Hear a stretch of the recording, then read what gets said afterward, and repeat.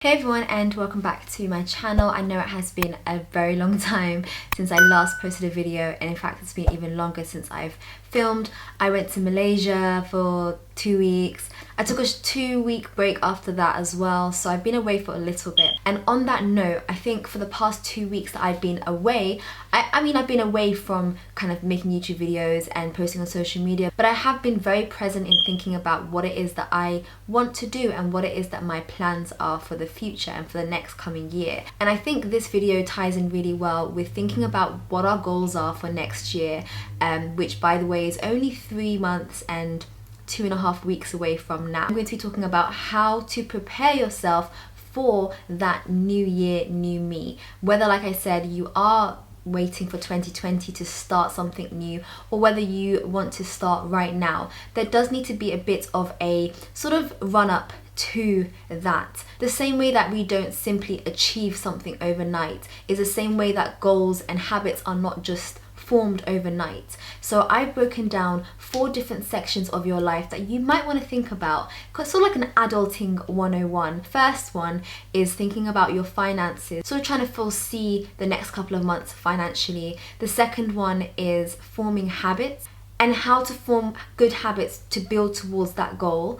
The third one is thinking about your career and thinking about how you're going to progress towards the next step. And the fourth one is thinking about 2019. Thinking about how to reflect upon 2019. How is it that you need to think about 2019? What are the different sort of subsections of 2019 that you need to think about? And I'm going to help you plan and essentially write yourself a little plan for 2020. So get your pen and paper out right now, because we are going to write a pre-New Year plan. That is what I'm calling it. I'm calling it a pre-New Year plan. I've written mine over here. Get your pens out so you can write yours. So starting off with the first sort of aspect of life that I like to organize before a new year is my financial budget.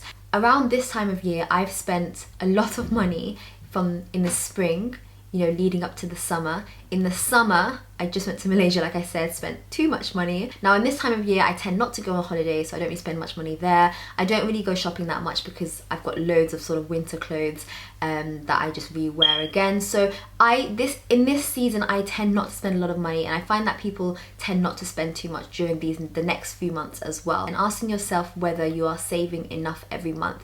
And in fact, over the next few months, I find that I can save a lot more than I could in the previous months. What are the subscriptions that you could get rid of? I find that around this time of year, I don't need a gym membership. I can go for a jog. It's not too warm outside. What is it that you spend more money on? Kind of where can you cut back a little bit to save for the next year? What are the targets that you would like to achieve next year? Do you want to buy a house? Are you saving for a deposit? Are you saving to travel somewhere that you've never been before, you've always wanted to go? Are you saving to purchase something particularly special or sentimental? Are you saving for a wedding or an event? What is it that you are saving for?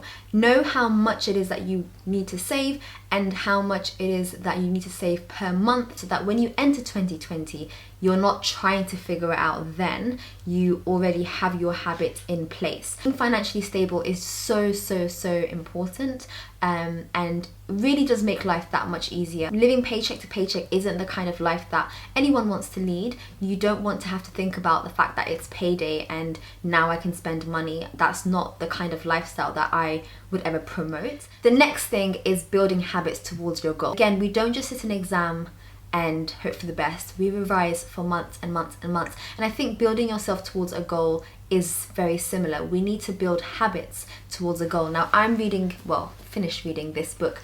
I've talked about it a lot, The Power of Habits. And it really talks about the way that habits are formed, and kind of breaking old habits and how kind of difficult it is to be able to do that. You really need to be able to set yourself a cue. So what is the cue that's going to make you do whatever habit it is, and then the action, then being able to reward yourself for that action. So you do an action, then what is the reward for it? What is it that you get out of it? Now this could be a long-term or short-term reward, but there should be some sort of process that helps you build that habit. As you know, habits are built over at least a month of repeating the action and repeating that cycle. So if you start building a habit today, you will hopefully have that habit set in stone by November or December if you're really super sort of vigilant about it. So that means that when 2020 begins, you're not scrambling around trying to figure out this habit, trying to rebuild a character or trying to rebuild parts of your life. Actually, you've built that habit already, so you can start 2020, you know, on a great, you know, at a great pace, and you don't spend sort of Jan, Feb, March trying to figure things out. And I genuinely think this is the key to success. You also need to prioritize tasks. You need to think about, how is it that I'm actually prioritizing my tasks to get to my goal? So you might want to, I don't know, start a business.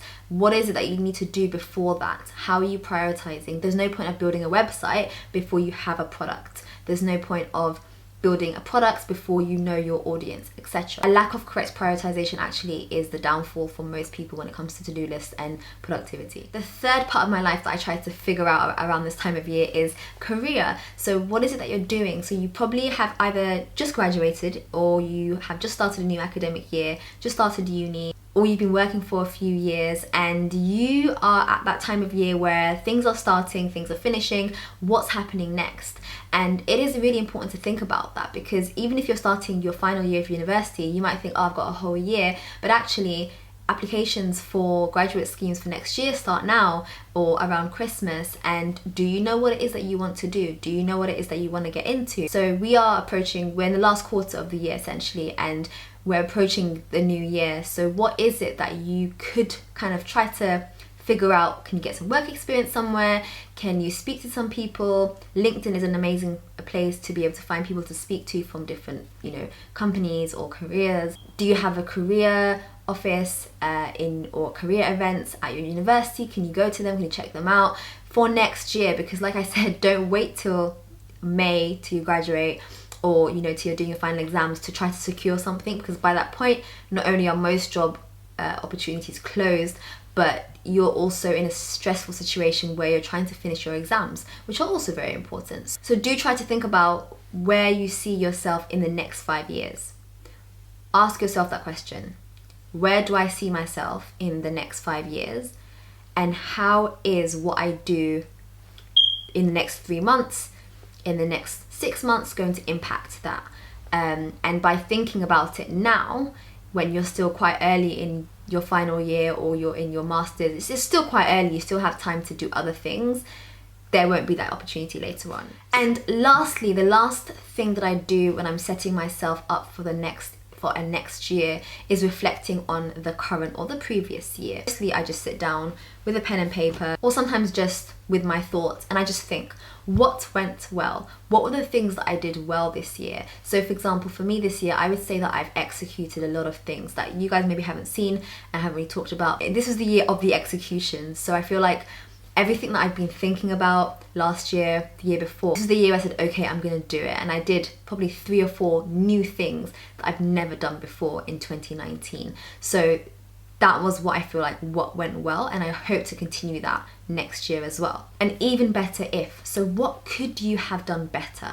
And you have to think about sort of what were the things that maybe tried out, didn't go that well. What are the things that you could have done better? So for me, I think I could have been a bit quicker with some things. I think I have to be a bit easy on myself because I do have obviously a full-time job. So trying to balance full-time job with things I do on the side is a lot. So, well, I mean, I know that I could do better. I know for me, I could be better. For me, my even better if is try to be a bit quicker and a bit more rapid with replying to emails, with opportunities, with grabbing things. And the third category is taking forward. So what are the things that you want to take forward into 2019? Into 2020. Now this could include things that you had on your to-do list for this year but didn't quite manage to start. What are the things that you want to take into next year or even continue? There's a lot of things that I started this year that I just sort of left to the side because they weren't a priority, but I still want to do them. So those are the things that I'm going to take into next year. Not just tangible or not just goals, but even characteristics. So I would say that this year I've been super social, and that is something that I want to take into 20, I don't even know what year we're in anymore, 2020, 1999, into 2020. That's something I want to take into next year. I still want to be as social as I was this year. I love the balance that I have in terms of work and play and, you know, life and marriage and etc. So I want to hopefully carry that on to next year as well, and that is one of my take forwards. And then the last category is leaving behind. What is it that you want to leave behind in 2019? What is it that you tried and you're like, it's not really for me? And I don't know what I would say for me.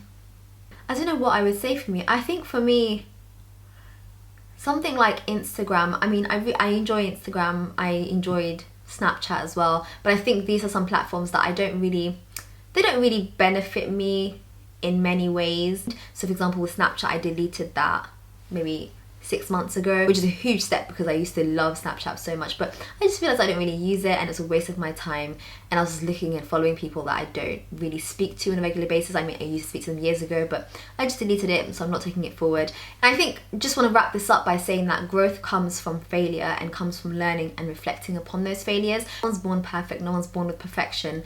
I think really being frank with yourself about how to improve, and I think it's important to understand the difference between constructively criticizing yourself in a way that's constructive, so in a way that's going to help you, versus criticizing yourself in a sort of detrimental, self-deprecating way.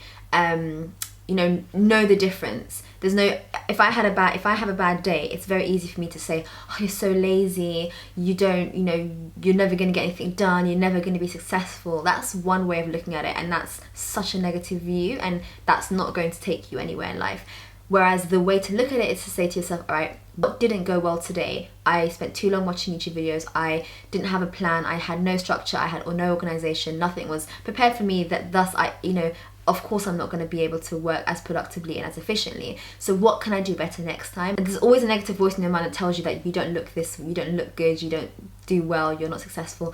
And that's what we want to avoid. We want to change criticism into constructive criticism, so something that you can build upon. Again, this is another topic for a whole nother video, like how to plan and how to write to-do lists, etc. But just be kind to yourself is what I'm saying when you reflect upon the previous year. If things haven't gone well, that's fine. There's next year. I hope this video was helpful in trying to guide you on a plan for 2020, a pre-year plan.